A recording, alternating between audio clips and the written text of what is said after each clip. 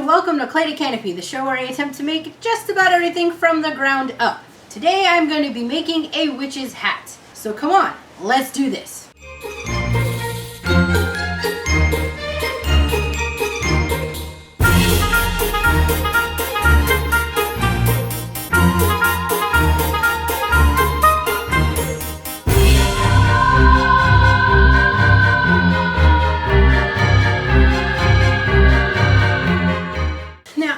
By no means an expert sewer. I consider myself to be a novice sewer, and I pretty much am self-taught besides the one lesson I had maybe like 20 years ago of a friend of mine telling me to pretend the sewing machine is like a car, keep your foot on the gas and keep your hand at 10 and 2, and that was basically it.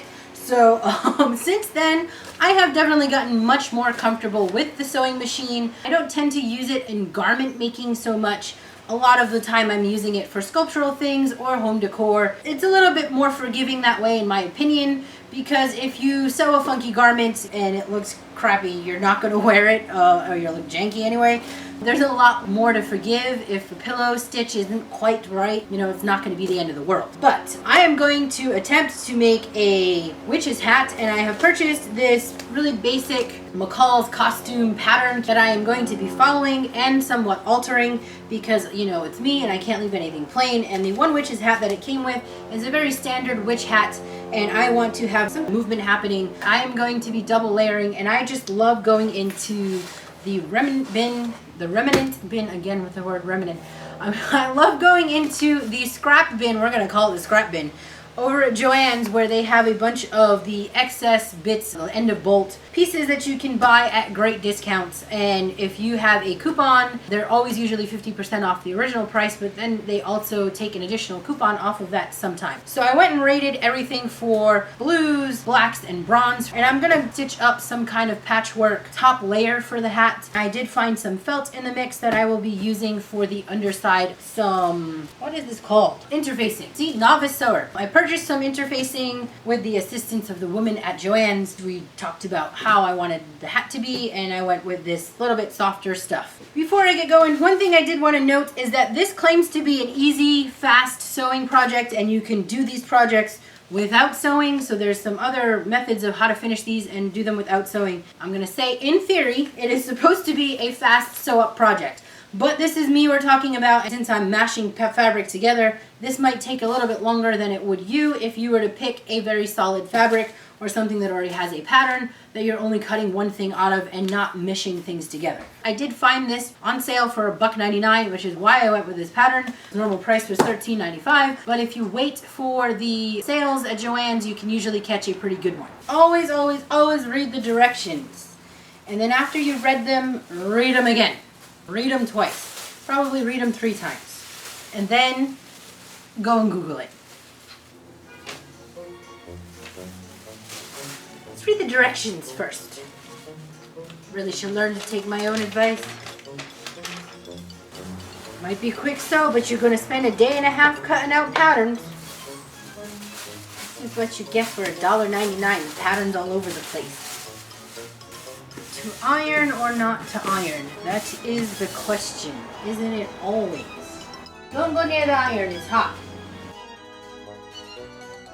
Alright, so this says to cut 2 pieces of the brim on the fold here, and then 2 pieces of interfacing. I think that's just because they want the brim to be nice and stiff. I have no idea if I have enough to do all of this sparkly stuff for the point, but I would definitely want the brim to have the sparkly because you'll see the inside of the brim. And I found some plain felt that I can use. It'll make sense as I go along. At least I think it makes sense in my head. I don't know, making it up as I go, as usual. Alright, before I cut my second brim, I'm gonna go ahead and try and get what I can top part of the point. That plan lied. There's going to be plenty of this one little bit, and I don't even need to use the plain stuff. You definitely don't want to iron out interfacing that you bought that is fusible. This is fusible interfacing. It has a tacky side on one, so you can go ahead and iron it to the piece of fabric and it holds it in place while you're stitching up the rest of it. Definitely don't go, oh, I'm going to straighten this out before I cut the pattern and iron it, because you're going to end up making it either fuse to itself or whatever else you have it stuck to. So that's a no. Well, hello Tessa. How are you? Yeah. What happened? What you doing? You want your own hat? Is that what you're saying? You're gonna mess up the direction. All right. Oh, there's another. Good thing it's only natural paper. If this interface is supposed to be within this hat, then the inside of the thing is like interface, and I'm not okay with that. I don't want to look at that. I'm gonna cut another piece of the hat. Oh, you knocked the hat down. You know where the hat? I know you want mommy. You had to go through your first day without mommy yesterday, huh? Mommy went back to school. It's my boy.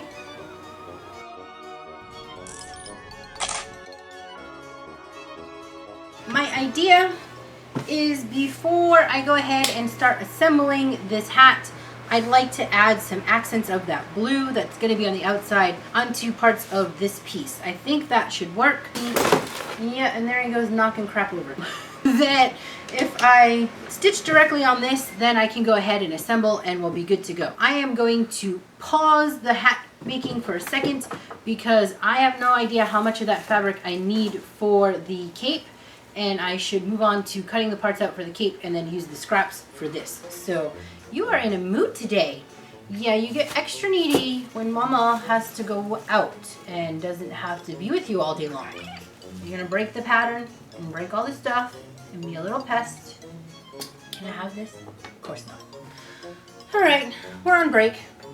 Okay, I have completed the cape and I am back at it with the hat. It's all of my scraps left over from the cape that I'm going to be incorporating, and I think what I'm going to do is very similar to the cape. I'm just going to go ahead and start applying different pieces of fabric by overstitching them onto the peak of this hat so that when I assemble it, the fabric will already be there. Because I want to make this more sculptural and have my hat have more of this like curvature thing happening, I'm not going to worry too much about where the fabric overlaps over the seam. I'm just going to kind of smack some stuff on here, stitch it up, and then go to town assembling the hat. It looks like it's pretty straightforward. As far as the directions go, I'll just be adhering fusible web, stitching along this seam to form my cone, and then attaching it to the rim. Alright, so I basted the interfacing onto the hat brim like it said. Apparently I was supposed to have had a seam line here and not have a full circle, but I just cut a full circle because I had enough and I don't need to worry about this part where I am stitching along the seam to join the two halves together. So that's a benefit. I'm not going to have that seam line. It may come up where I need that as a marker point somewhere, but for now I'm just going to ignore it. The next step is I'm supposed to stitch these two sides together around the outside edge. You know what? If I do that, then I have to flip it inside out and I'm going to have a weird edger. And I really don't want to do that. You know what? I'm going to not do what this says. This says to stitch it inside out and then flip it over. Since this is felt, I do not need to worry about fraying. What I want to do is run a edge stitch around here, like the zipper stitch that will act as a locking edge. This seam will just be bound together by that, and I will have a thicker brim with a nice thick gold seam. And I do have some lacy ribbon that I'm going to stitch around that edge anyway. Hopefully this works out, and if it doesn't, I got this felt in the remnant bin, so who cares? It was like $1. Okie dokie, I got this bit flipped inside out, and the next move is to get it stitched into here. So I'm going to do some pinning. It is a bit on the thick side. Yes, that is helpful, princess. Come on, mama.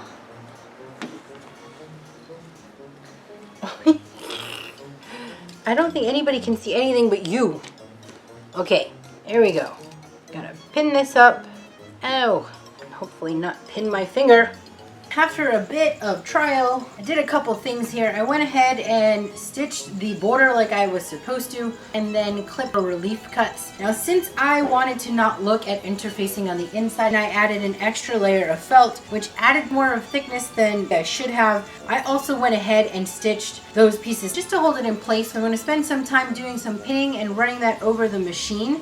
I am almost there where I have this ruffled lace trim that I'm going to add on around the rim of the hat. And then I'm going to stitch in some stitches to form this hat into a little bit more of giving it some shape, because I don't want it to be just this stock plain thing happening.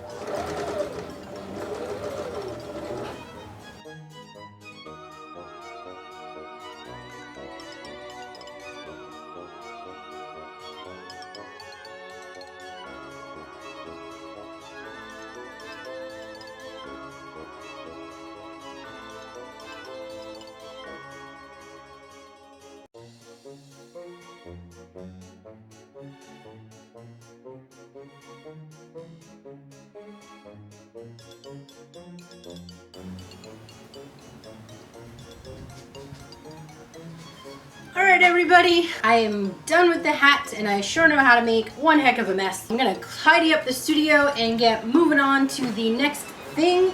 But I'm gonna leave this video here. I hope you enjoyed it. Please like, share, and subscribe if you have not done so already, and stick around to watch the rest of this environment come together.